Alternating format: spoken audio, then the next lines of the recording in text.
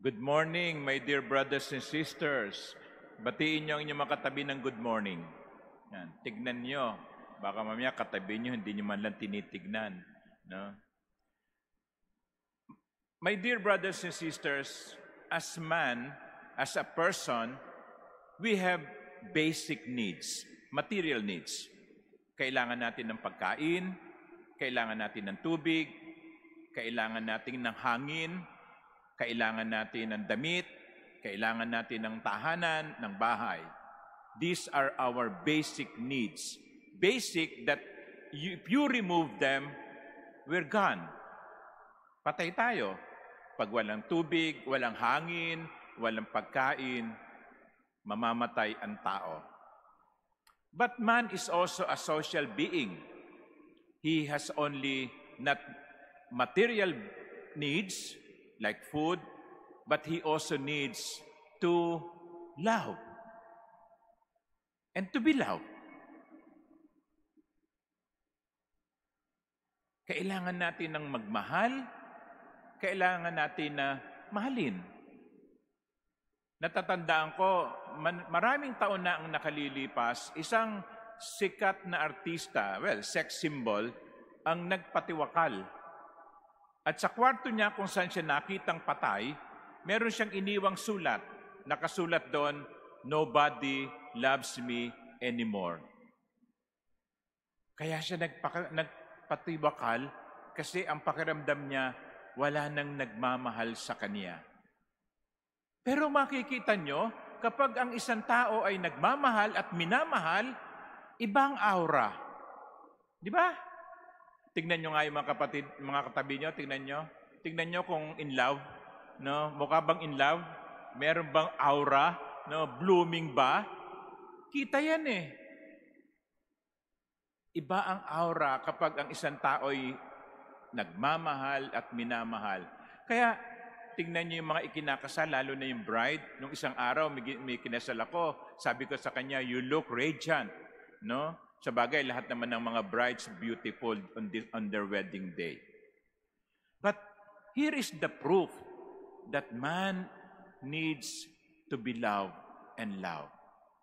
Nagkakaroon ng kahulugan ang buhay kapag tayo ay nagmamahal at kapag tayo ay minamahal.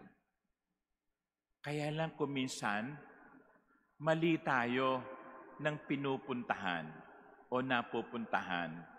Mali tayo ng minamahal. Minamahal natin kuminsan yung bawal. Bawal na relasyon. Father, hindi ko siya maiwan eh. Mahal ko siya eh. Yan. Pero mali. Today, my dear brothers and sisters, in the Gospel of St. John, we are being reminded of one very important thing.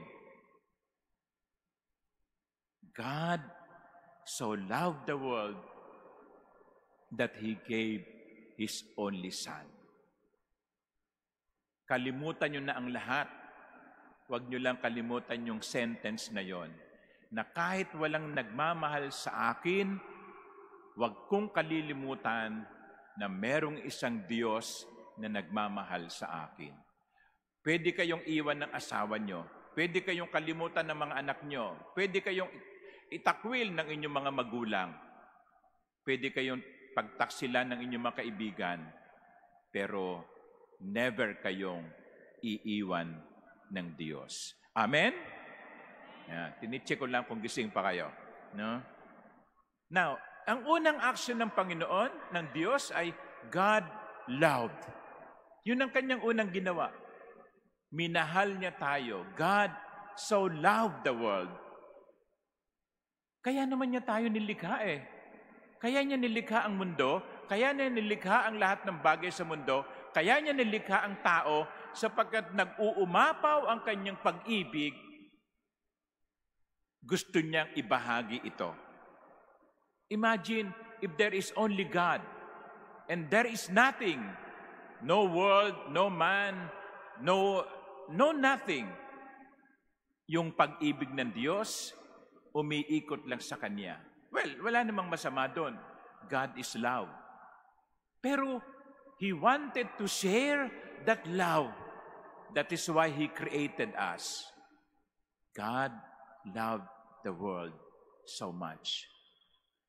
And tandaan nyo nung minahal tayo ng Diyos, hindi tayo kamahal-mahal. We were sinners.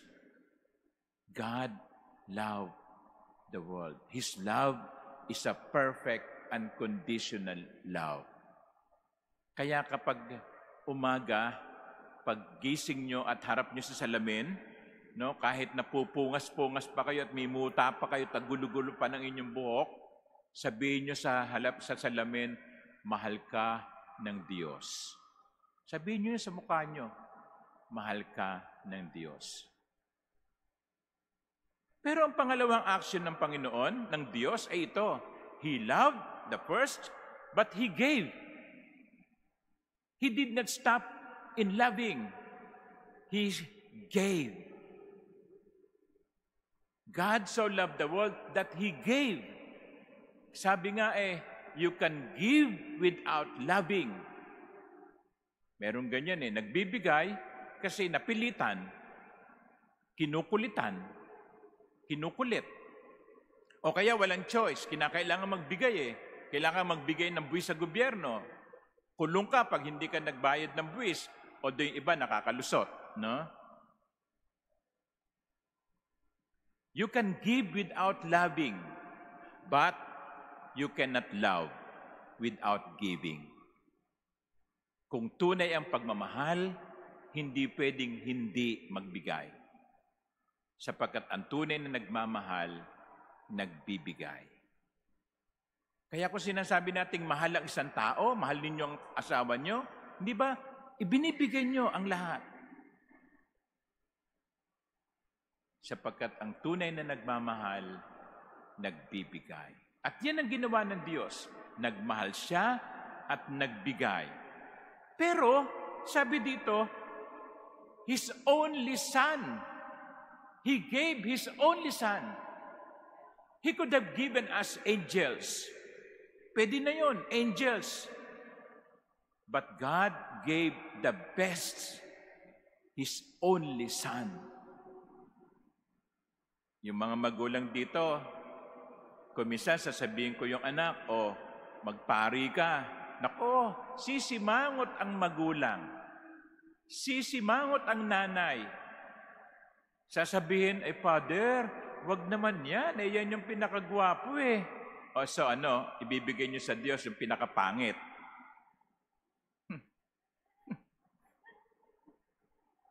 O wag naman ho yan no? Yan ho ang pinakamatalino Lagi nga pong honor yan No, wag naman po yan. Ano ibibigay niyo sa Diyos? Yung pinakabobo. Pagkatapos magrereklamo kayo, ang pangit-pangit ng homily ng pare. Bobo yung ibinigay niyo No? Pag nagbibigay tayo sa Diyos, ibinibigay natin yung pinakamahusay.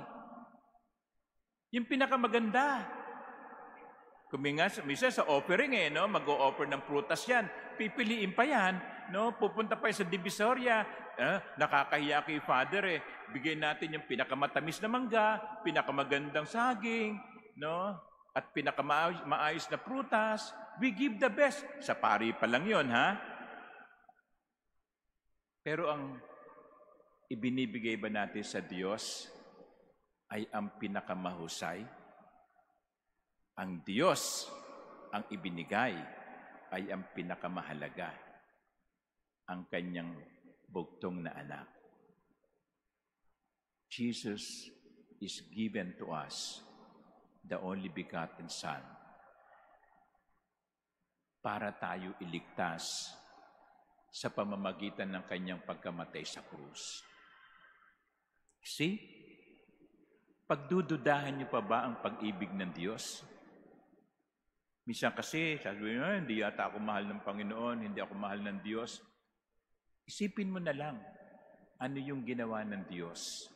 Ano yung ibinigay ng Diyos? My dear brothers and sisters, as I have said before, your parents may stop loving you.